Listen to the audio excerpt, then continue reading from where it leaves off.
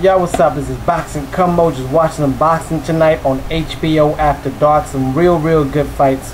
Just doing a result vids for those cats who didn't get a chance to watch these fights tonight. They were free on HBO. Not all that free because I do have to pay HBO. Anyway, starting off with a very good fight between two young rookies, undefeated. One by the name of Anthony Peterson, the brother of Lamont Peterson. Lamont Peterson, who faced Timothy Bradley a couple months back and lost to Timothy Bradley, versus Brandon Rios from California of Mexican descent. I think he's Mexican American. They're both undefeated. They got pretty good records. Anyway, the favorite in my eyes was Anthony Peterson. I think a lot of people had Anthony Peterson as a favorite, including myself, because I ain't never seen these guys, these cats fight. But I saw clips, and Brandon Rios is a come forward type fighter. He's kind of slugger. He likes to brawl, and Peterson is a more skillful, technical type fighter. He moves real good on his feet, has a great jab. He fights real good on the outside. So I thought, it was going to be more of a 12-round unanimous decision for Peterson, or you could probably even stop Rios. But it's a crazy fight because it starts kind of the way I thought. Peterson fighting on the outside, using his jab, then all of a sudden he stopped using his jab. He got caught with a couple punches, and then he stood there and he started to trade blows with Brandon Rios, and he started to fall into Brandon Rios' trap and stood there and brawled with Brandon Rios. Brandon Rios being a stronger fighter, a powerful puncher, not like a huge knockout power type puncher, but he could hit harder than Anthony Peterson. And Anthony Peterson, I don't know why he did not realize that he was not hurting Brandon.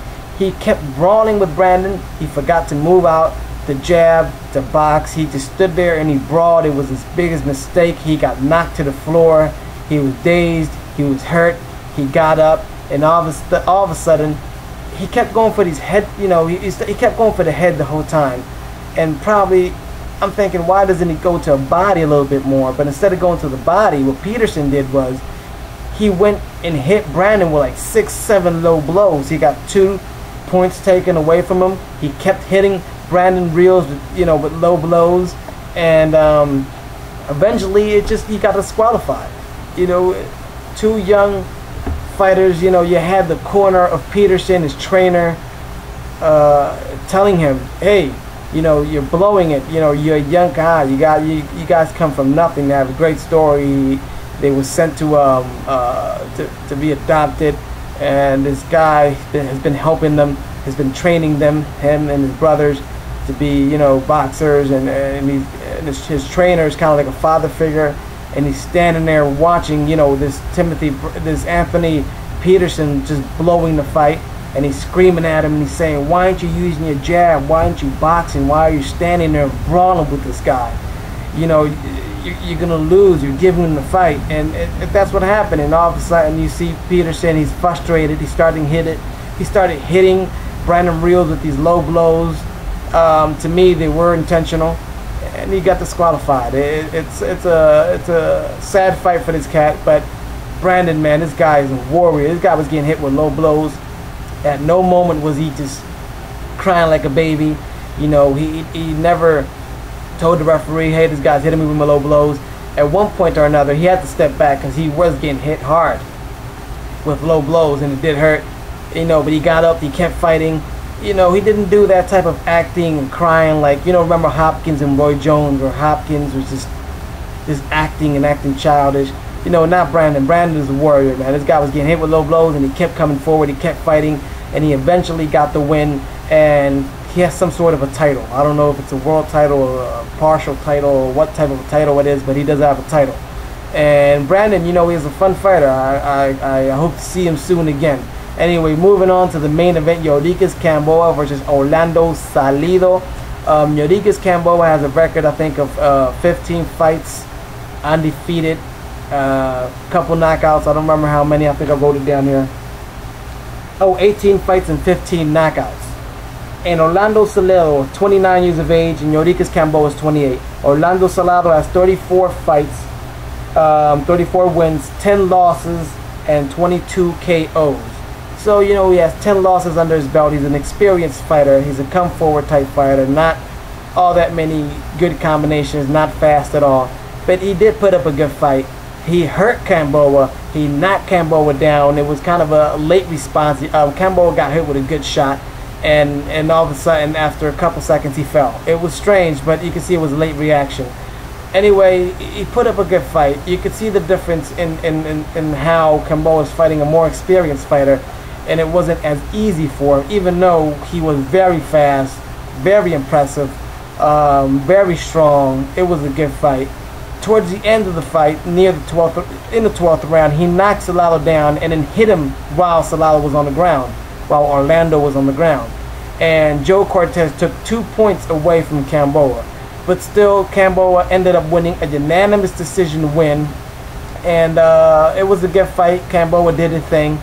And he kept getting clips of him knocking out Matawa. And still, I can't credit that fight to Gamboa. Gamboa, Matawa. People have to understand that fight was a rip-off for Matawa. They weighed in. Supposedly, the fight's supposed to be at 126. This is where these guys fight. That's their weight class. Gamboa makes the weight 126. Matawa does not make the mark. He makes 122. The night of the fight, he comes in at 123. The night of the fight, Gamboa comes in close to 140. So now you have a hard-hitting, young, very fast Gamboa at 140 fighting a Matawa at 122. 123. There's a huge weight difference. I mean, I think Matawa could have been killed, literally. And I think he was close to being killed in that fight. So, you know, people they put it on there on HBO, make it look to be like an awesome fight when it was a huge disadvantage. You know, Gamboa had close to 20 pounds, you know, over Matawa. And if you try to compare that, people compare that to the Juanma Lopez fight versus Matawa, where Juanma Lopez had some trouble with Matawa. But Juanma Lopez fought Matawa at 122. If Juanma Lopez would have came into the ring at 140, he would have ripped off Matawa's head. So it was even dangerous for Matawa to come over to that ring. You know, the boxing commission, the promoters, they let it happen anyway, just to make Gamboa look good and to have Gamboa impress. You know, so in this fight, he wasn't all that impressive, but he was fast. You know, you could see the talent. You could see he's a strong kid. He needs to put those hands up. He needs to put those hands up. He needs to improve in that defense. And one other thing.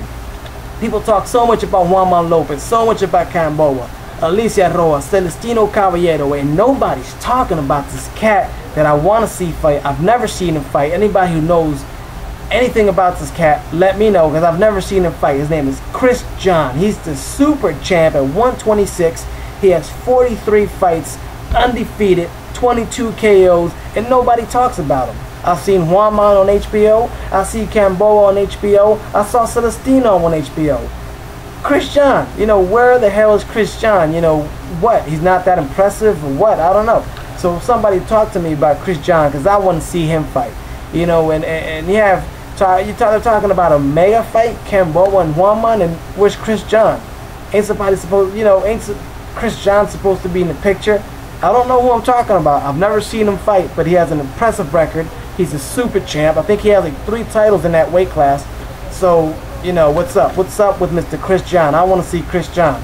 So, I don't know how much time I have left on the video. I want to talk about Sergio Martinez and Paul Williams, but I'll do another video on that.